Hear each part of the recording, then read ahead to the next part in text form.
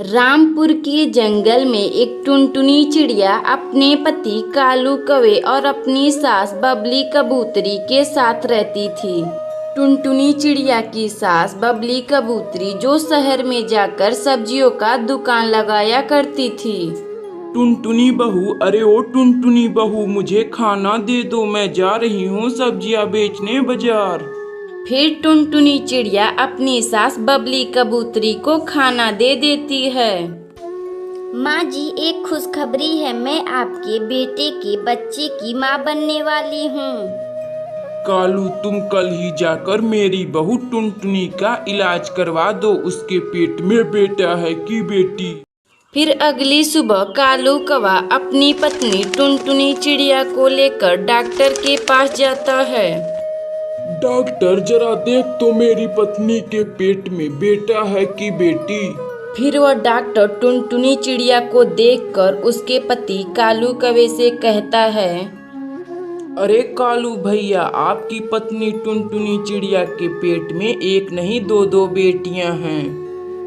फिर वह कालू कौवा अपनी पत्नी टुनटुनी चिड़िया को वहां से लेकर अपने घर आता है और पूरा बात अपनी माँ को बताता है।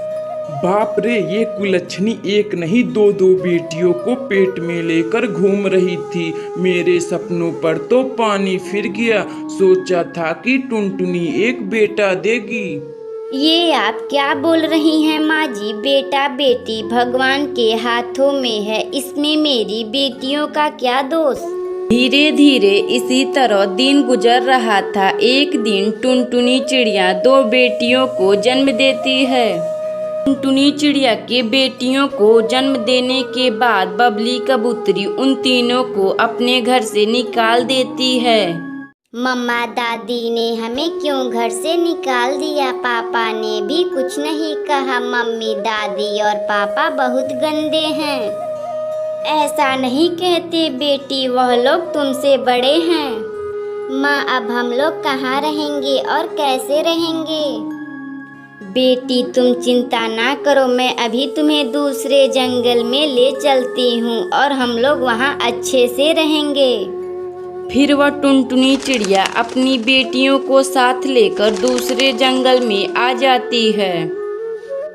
बेटी, तुम यहीं रुको, मैं अभी कुछ पक्षियों से उधार खाना मांग कर ले आती हूँ।